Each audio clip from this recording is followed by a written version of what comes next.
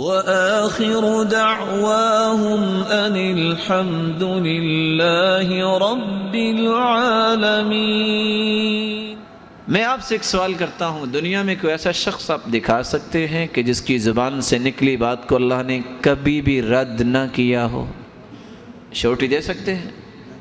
ایک نورانی مخلوق اللہ کی فرشتے ایسے ہیں، وہ جو دعا کریں مالک الملک اس کو رد نہیں کرتے، قبول فرماتے ہیں، کیونکہ فرشتے دعا کرتے ہی اس وقت ہیں جب دو چیزیں سامنے آ جائیں۔ جب مالک الملک کا حکم ہو تو فرشتے دعا کرتے ہیں، اور اس وقت دعا کرتے ہیں جب خالق و مالک جس کے لیے حکم دیا ہے اس بندے سے راضی نہ ہو جائیں، اس وقت تک حکم نہیں دیتے۔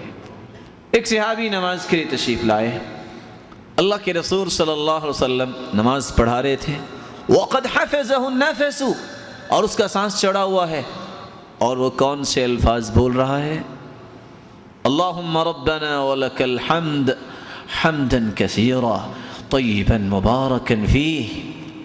نماز ختم ہوئی، اللہ کے رسول صلی اللہ علیہ وسلم فرماتے ہیں من المتکلم، یہ کون شخص تھا جو یہ کلمات بول رہا تھا؟ صحابی کہتے ہیں انا یا رسول اللہ صلی اللہ علیہ وسلم، میں تھا۔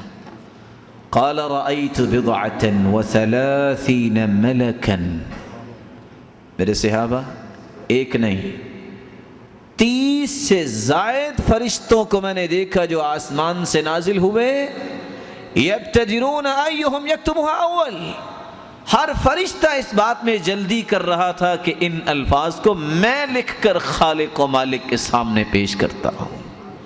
جن کلمات کے لیے فرشتوں کا نزول ہو ان کلمات کو یاد کرنا مسلمان عیب سمجھے، ذرا اپنے ایمان کو چیک کر لے کہ اس کا ایمان کہاں تک پہنچا ہے اور اس کی کیفیت کیا ہے۔